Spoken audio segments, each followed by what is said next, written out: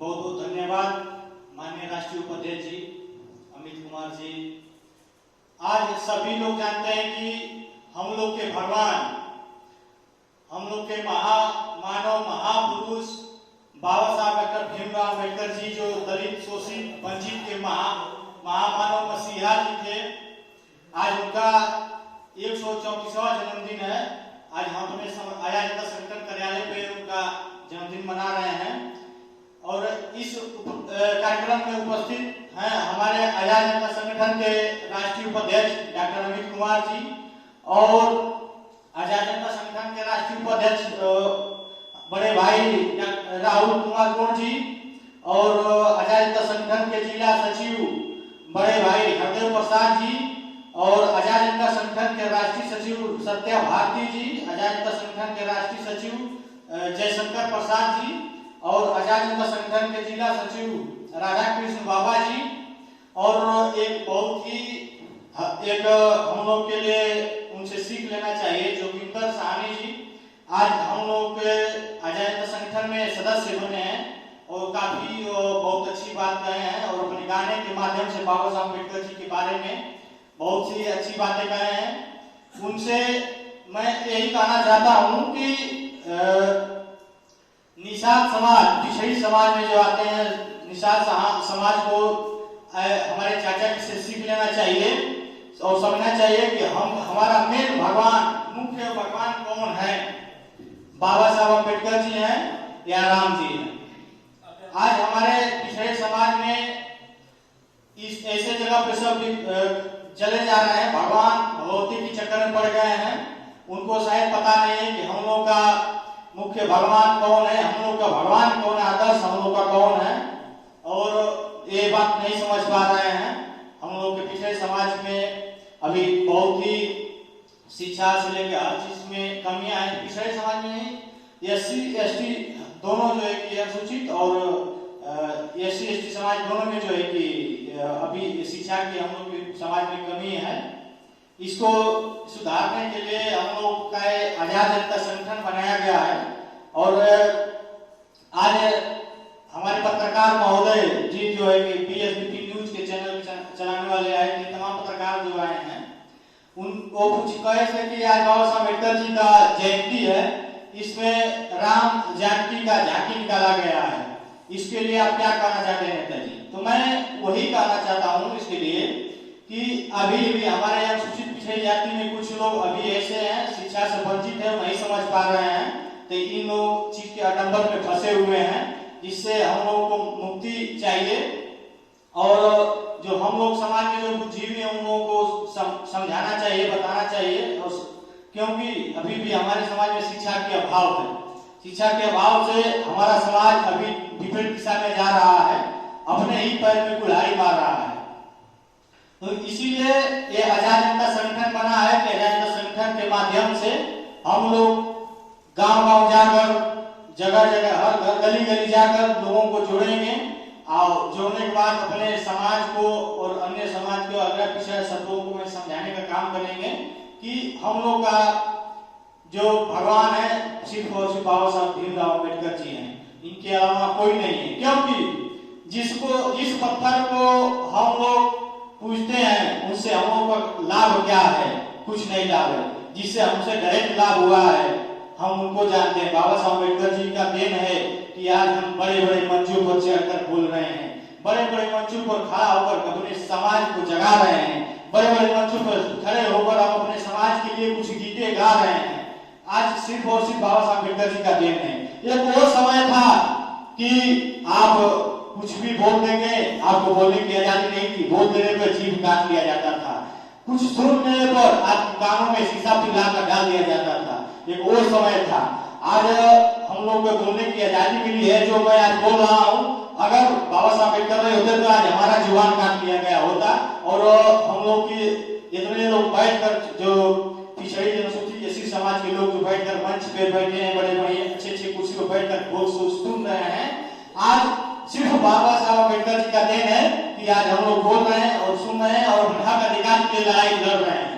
सिर्फ और सिर्फ बाबा साहब अम्बेडकर जी, नहीं राम जी। राम राज्य में हम लोगों के लिए क्या मिला था? राम राज्य में सिर्फ हम लोगों को जाति पाति में लाया गया था, जाति पाति में बांट दिया गया था। आज भी वही समय है, जब से भाजपा सरकार आई है तब से जाति पाति में बांट कर वोट का राजनीति कर रही है, जाति पाति की राजनीति कर रही है, हिंदू मुस्लिम कर रही है, भारत पाकिस्तान कर रही है। इसमें हम लोगों को झाकर लड़ाया जा रहा है। जिस समय बाबा साहब भीमराव अम्बेडकर जी हम लोगों के लिए संविधान लिख रहे थे, संविधान के प्रारूप सभा का अध्यक्ष उनको बनाया गया था, संविधान में हम लोगों को आरक्षण दे रहे थे। उस समय बाबा साहब अम्बेडकर जी हम पिछड़ी अनुसूचित एससी समाज के लिए सोचे थे कि इन लोगों को बराबरी लाने के लिए, सामान्य जाति के बराबरी लाने के लिए इन लोगों को अलग से पर्सनली आरक्षण देना होगा, तभी ये लोग बराबरी याद में आ सकते हैं, डीएम एसपी पीएम सीएम मंत्री विधायक बन सकते हैं। तो बाबा साहब अम्बेडकर जी सोचकर क्या गए, वो लंदन जाने के बाद वो अंग्रेजों के सामने एक प्रस्ताव रखे कि हमारे देश में पिछड़ी जाति, अनुसूचित जाति, एससी जाति के लोग अभी भी निहायत गरीबों के पास कुछ नहीं है। आप उन लोगों के लिए एक विशेष करके आरक्षण दीजिए कि वो बड़े समाज की जाति के लिए, ब्राह्मण क्षत्रिय जाति जो है बड़े समाज के बराबर आ जाए, सामान्य जाति के बराबर आ जाए। तो बाबा साहब एक प्रस्ताव रखे थे। उस प्रस्ताव के खिलाफ जब पता चला गांधी जी को, गांधी जी क्या किए कि तुरंत जो अंग्रेजों के पास गए और उनके खिलाफ जो भुगतने लगे, कहे कि अम्बेडकर जो है झूठ बोला है, ऐसा कोई बात नहीं है, हम लोग के देश में सभी बराबरी है, समानता है, कोई छोट बड़ नहीं है, कोई चीज नहीं है। यह गांधी जी का यह भाषा था अंग्रेजों के पास। फिर अंग्रेज उनके बात नहीं माने, कहे कि मैं साइमन कमीशन बनाकर कमेटी गठित करके मैं इसका जांच कराऊंगा। तब वहां अंग्रेजों ने भेजा जांच करने के लिए। तो जो साइमन कमीशन का जो जांच आ रही थी, वो कमेटी बनाकर भेजा गया था, उधर से जो आ रहे थे उनसे, उन लोगों से पहले गांधी जी आ गए और आकर यादव समाज के पास गए, बोले कि तुम कृष्ण जी के वंशज हो, अगर चमार आरक्षण दे रहा है, आरक्षण ले लोगे तो तुम चमार श्रेणी में आ जाओगे। तो ऐसे ऐसे हमारे पिछड़ी जाति को बाला भुसलाकर इधर उधर करके लड़ा। इस समय भाजपा सरकार लड़ा रही है चमारों से, यादव को लड़ा रही है, यादव को सहानी निषाद से लड़ा रही है, चौहान से लड़ा रही है और लड़ाकर अपना राजनीति की रोटी सेक रही है। वही सिस्टम पहले गांधी जी लगाए थे और क्या किए, चौहान जी के पास गए तो बोले कि आप चौहान जी के वंशज हैं, अगर आप अम्बेडकर का संविधान ले लेंगे, आरक्षण ले लेंगे, आपको अम्बेडकर चमार श्रेणी में लाने का कोशिश कर रहा है, आप लोगों को चमार बना देगा। ऐसे उस समय हम लोगों की कोई गलती नहीं है। इस समय भी कुछ समय ऐसा है, कुछ लोग अभी हम लोग के समाज में पिछड़ा अनुसूचित 85 में जो है अभी भी अशिक्षित है, नहीं समझ पा रहे हैं, तो मोदी जी के बहकावे में आ जा रहे हैं। उस समय वही स्थिति थी, गांधी जी के बहकावे में आ गए थे। गांधी जी कह रहे थे कि आप चमार श्रेणी में आ जाएंगे, बहुत महान है, आपकी बदनामी होगी, अशुद्ध हो जाएंगे, आप आरक्षण न लीजिए। तो उस समय हम लोग के समाज के अशिक्षित थे, उन लोग का शिक्षा नहीं था, उन लोग गलती नहीं है, शिक्षा नहीं था, न्याय बिल्कुल अशिक्षित थे, उनको शिक्षा लेने का अधिकार नहीं था, शिक्षा नहीं था उनके पास, जानकारी नहीं थी क्या सही है क्या गलत है। तो वो समय कह दिए कि हाँ ये गांधी जी सही कर रहे हैं, अम्बेडकर हम लोगों को चमार बनाना चाहता है। आरक्षण के बारे में उनको पता नहीं था और उसने इनकार कर दिया, विरोध कर दिया। फिर भी बाबा साहब अम्बेडकर जी का ताकत देखिए, शिक्षा का ताकत देखिए, अपने कलम के माध्यम से पिछड़ी जाति के लिए लिख दिए। आज जनरल समाज को देखिए, भारत को अप्लाई करते हैं, उनको 500 लगता है, तो आप पिछड़ी जाति को लगेगा सीधा आधा 250 लगता है। तो यही आरक्षण है। अभी आरक्षण की बात करेंगे, चाचा समझते हैं, चाचा सहानी निषाद है, चाचा समझते हैं कि समझ गए, शिक्षित हैं, बुझ गए। और चाचा को अब हम जहाँ जहाँ कार्यक्रम रहेगा चाचा को लेकर साथ में जाएंगे, निषाद जहाँ जिस क्षेत्र में निषाद होंगे उस क्षेत्र में हम चाचा को जरूर लेकर जाएंगे। तो चाचा समझते हैं कि क्या आरक्षण का मतलब क्या होता है। आरक्षण मतलब जवाब नहीं होता है। आरक्षण का बात आप जहाँ करेंगे, जो नहीं शिक्षित नहीं बुझेगा वो फिर भी वही समझेगा पहले कि हमारे का आरक्षण है। आरक्षण जो बाबा साहब अम्बेडकर जी पिछड़ी अनुसूचित जैसे इसकी जो दे गए, उसका लाभ जो है कि आप सिंपल बात है, किसी भी नौकरी में आप फार्म अप्लाई करते हैं, या 500 सामान्य जाति का लगता है, 250 पिछड़ी जाति का लगता है, सबसे कम जो है कि 50% कम सबसे 25 रुपया जो है लगेगा अनुसूचित जाति को। यह है आरक्षण। तो आरक्षण के नाम जान लेंगे तो जो नहीं शिक्षित नहीं पूछ पा रहा है तो समझेगा कि चमार जाति की है। तो ऐसे गांधी जी आकर ठोक दिए और हमारे पिछड़ी अनुसूचित जाति के लोग विरोध कर दिए, तो बाबा साहब अम्बेडकर जी फिर भी अपना कलम चलाई दिया अनुसूचित और पिछड़ी जाति के लिए जो चाहिए वो अपना जो अनुसूचित जो पिछड़ी को अनुसूचित में नहीं ला पाए, मगर पिछड़ी जाति को जो कि जैसे चौहान है, राजभर है, निषाद है, सबको जो है कि पिछड़ी जाति में जगह दे दिए और बाबा साहब अम्बेडकर जी का देन है। और वही आज समय है, इसी समय देखिए आज लड़ाया जा रहा है मोदी सरकार, जब से मोदी जी 2024 के पहले 2014 शुरू में वो जब सरकार बनाने से पहले बोले थे भाषणों में कि मेरी सरकार आपको बनाइए, आप लोग के खाते में 15 लाख रुपए देंगे, जनधन खाता खुलवाए, 15 लाख रुपए का वादा किए और किसके खाते में 15 लाख रुपया, किसी खाते में नहीं आया। मीडिया वाले से माने अमित शाह जी जो गृह मंत्री हैं, उनसे मीडिया वाले ने पूछा कि आपने कहा था गरीब जनता को देने के लिए 15 लाख रुपया, क्या वो कब पैसा मिलेगा, अब तक नहीं मिला। तो माननीय अमित शाह जी बोल रहे हैं कि यह चुनावी जुमला है, यह गरीबों का मजाक उड़ाया जा रहा है भाजपा सरकार में। गरीबों को नाम पे पैसे के लालच देकर, गेहूं चावल आटा के किसान के नाम पे लालच देकर उनके साथ उनका खिलवाड़ कर रहा है, उनकी जिंदगी से खिलवाड़ किया जा रहा है भाजपा सरकार में। तो इसको सोचना बहुत जरूरी है। आज कहीं आप लोग क्षेत्र में हम लोग जा रहे हैं, क्षेत्र में चाहे कोई भी जा रहा है तो क्षेत्र में पूछा जा रहा है, मीडिया वाला भी पूछ रहा है, चाहे हम भी पूछते हैं कि भाजपा ने आप लोग किया क्या है कि आप लोग भाजपा के साथ हैं। तो वो लोग कह रहे हैं कि राम मंदिर बनवा दिए। राम मंदिर से मान लीजिए वो एक आस्था, राम मंदिर, राम जी आस्था है, आप लोग पूजा पाठ करिए। ये नहीं है कि राम जी के नाम पे आप अपना जो कीमती चीजें बाबा साहब अम्बेडकर जी जो दे दिए थे कि पहले राजतंत्र था, राजतंत्र में रानी के पेट से राजा पैदा होता था, उसी सिस्टम को बाबा साहब देखे कि तो सिर्फ राजा का लड़का राजा बन रहा है, रानी के पेट से ही राजा बन रहा है। तो वो सिस्टम इसको सोच कर अपना बना दिया कि मैं ऐसा सिस्टम लगा दूं कि ये गरीब से तबके के लोग, गरीब से गरीब के लोग जो है कि राजा बन जाएगा। तो वही वोट का अधिकार, जो लोकतंत्र का जो सिस्टम लगाया अभी कानून में, तो बाबा साहब अम्बेडकर जी का जो दिया गया है उसको हम लोग के समाज में भी नहीं समझ पा रहे हैं। वोट गेहूं राशन के लिए हमारा वोट जो है, हमारे जो अशिक्षित लोग जो है भाग जा रहे हैं, राशन पे अपना वोट दे रहे हैं। ये भाजपा सरकार किया क्या? जब से आई है तब से महंगाई बढ़ती चली जा रही है। जिस समय कांग्रेस की सरकार थी, समाजवादी पार्टी का राज्य में सरकार था, उस समय शायद 300 रुपया का गैस सिलेंडर मिलता था। अब देखिए गैस सिलेंडर 1150-1200 रुपया का हो गया है, गैस सिलेंडर सीधे 4 गुना हो गया। क्या फायदा इससे मिला? क्या फायदा है? खाने पीने का चीज जो आटा गेहूं चावल सीधे 4 गुना दाम हो गया है।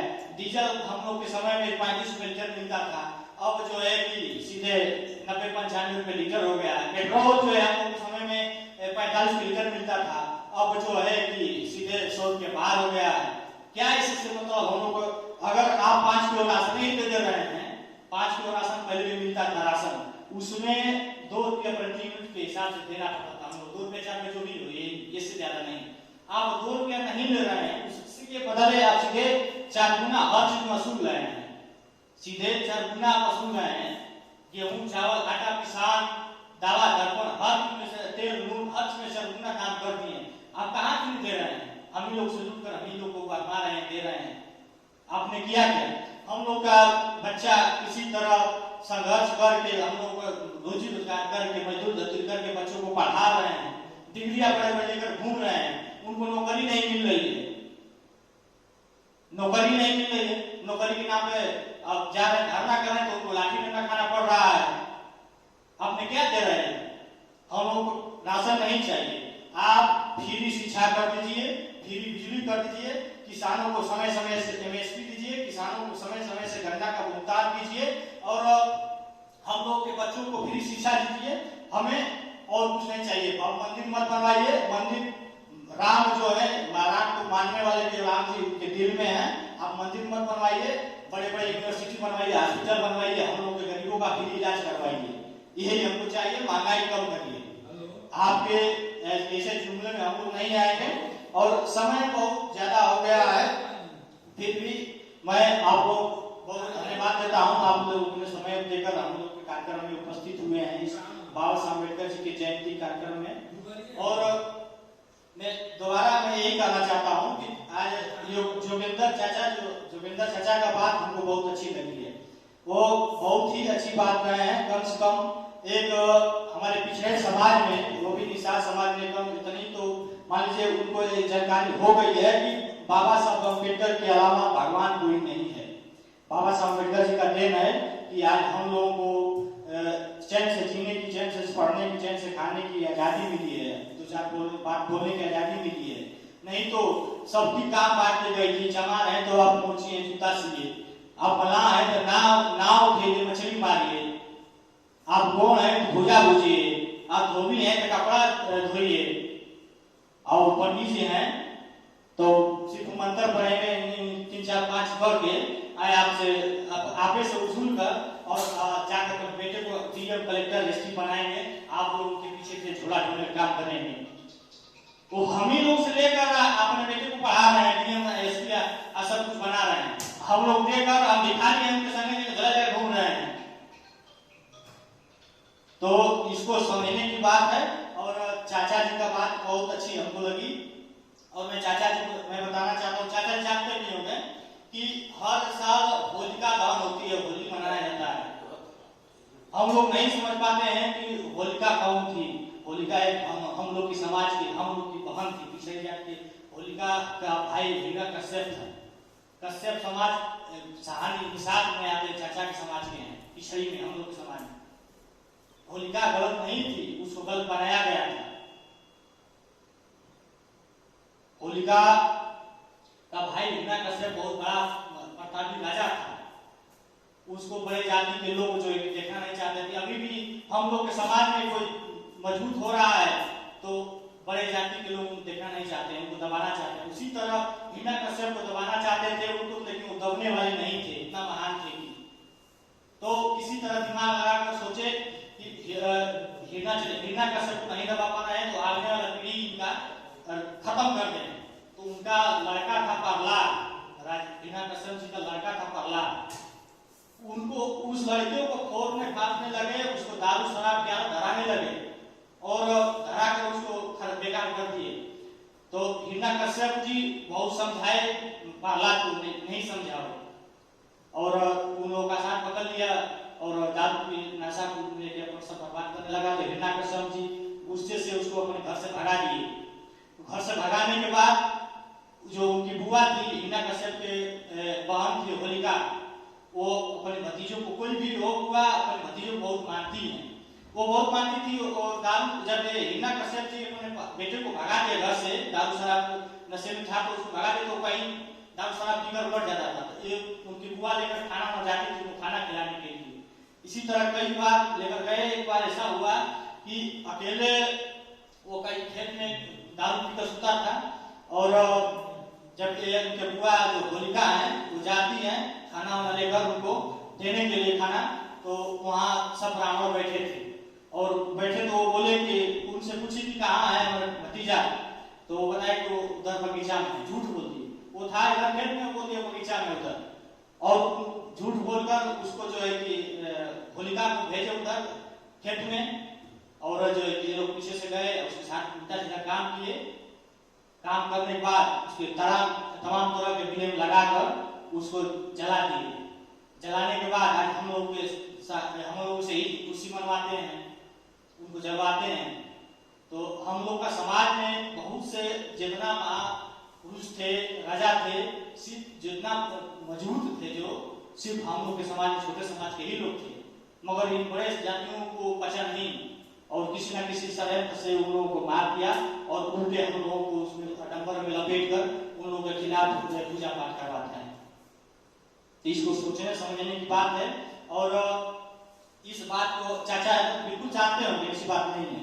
और कहीं भी कार्यक्रम रहेगा तो मैं चाचा को जरूर बुलाऊंगा। और बहुत अच्छा लगा हम लोगों का इस कार्यक्रम में उपस्थित है। आप लोग सभी समाज के लोगों को मैं पुनः धन्यवाद करता हूँ। और सबसे पहले मैं गरीबों शोषित मसीहा बाबा साहब भीमराव अम्बेडकर जी की जयंती पर सत नमन करता हूँ। उनके चरणों में श्रद्धा का सुमन अर्पित करते हुए मैं अपनी बात के विराम देता हूँ। धन्यवाद। जय भीम, जय भारत, जय समाजवाद, अजानता संगठन जिंदाबाद।